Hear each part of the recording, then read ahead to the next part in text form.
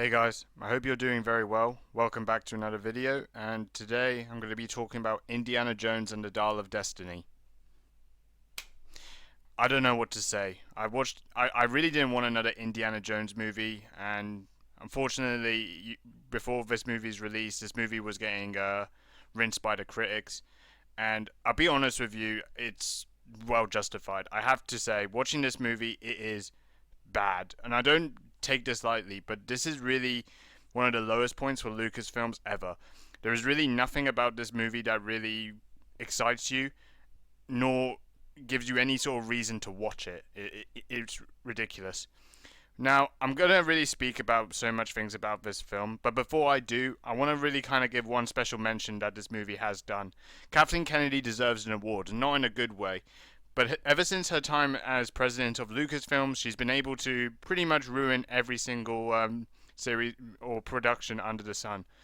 You know, she ruined Willow, although you may argue that's not really a big series for many people. But she's been able to ruin Star Wars, and now she's ruined Indiana Jones, and this is crazy. This is really, I don't know what they're trying to achieve with this movie. It really has nothing to excite you, or really the story has nothing to really deliver in terms of anything that really seems important. It's just all round lackluster, soulless, and just all round miserable. So yeah, let's kind of talk about this movie a little bit, starting with its story. It's bad. It's pretty much got one of the most forced fetched stories I've ever seen from a franchise ever. It's pretty much doesn't relate to the other movies at all, and I don't really see any reason why anyone would want to start watching this movie, even if they really loved the previous three movies. The fourth one's a bit questionable, but this one is just questionable all round. So to kind of really speak about the story, basically Indiana Jones has his one of his colleagues, Basil Shaw. They basically go on.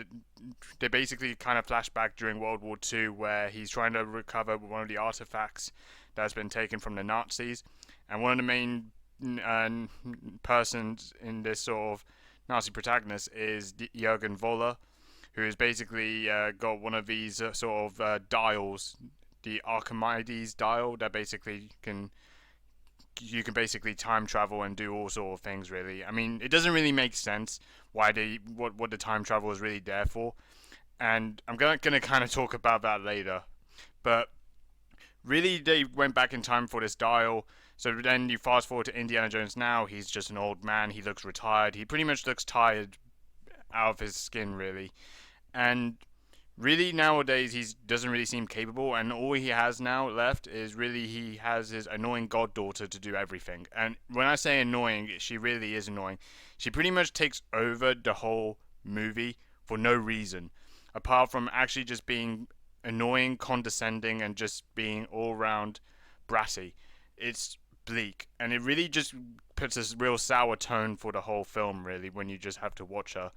Now, I don't really know what their real idea to really put a strong female lead, because I don't really think this is really the answer, and this is really just the sense why I don't really believe this whole strong female, you know, ideology that's been going on in Hollywood now in recent years.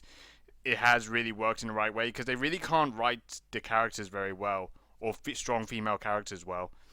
But I'm kind of sidetracking with it, but really, just that's the real whole story and the premise, really, and it just doesn't really develop anything. It just transpires to how it begins, how it ends, and that's really it.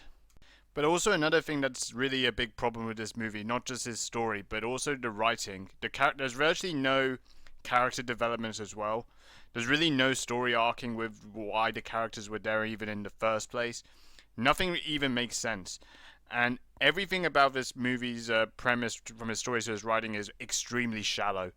I mean, every time you watch, you know, Indiana Jones' goddaughter, Helena Shaw, who is played by Phoebe Waller-Bridge, I don't really see why she's considered a strong person, or what her leadership really even brings. She doesn't really lead. All she does is really just tries to take over and just, you know, become this sort of condescending figure towards Indiana Jones and mock his age and his his time as being the archaeologist adventurer as well as the professor he is, which is really stupid because he's been obviously been doing all this sort of adventure stuff for years, and now all of a sudden he's coming near to the end.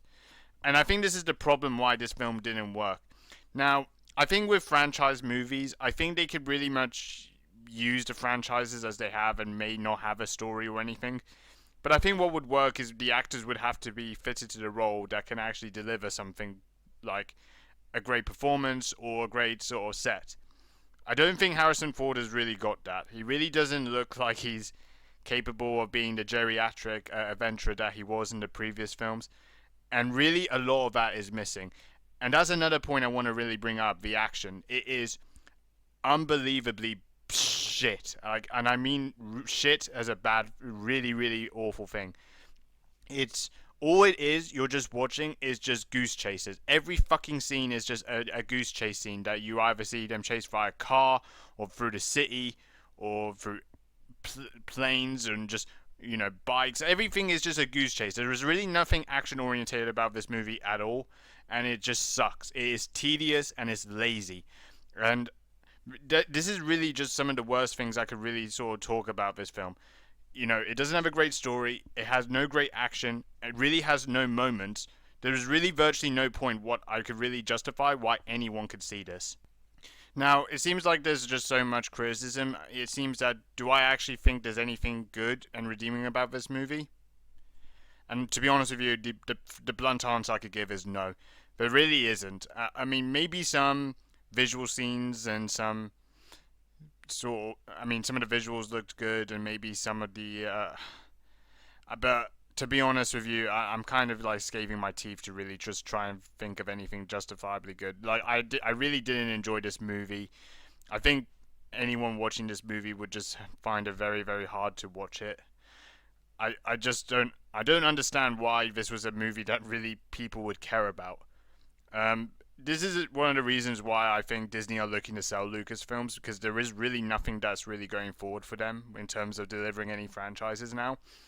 And the only ideas they have left is just, we have big franchise names, let's just throw a movie out there so we could just ruin and just unrelate it to its arcing story. It's terrible.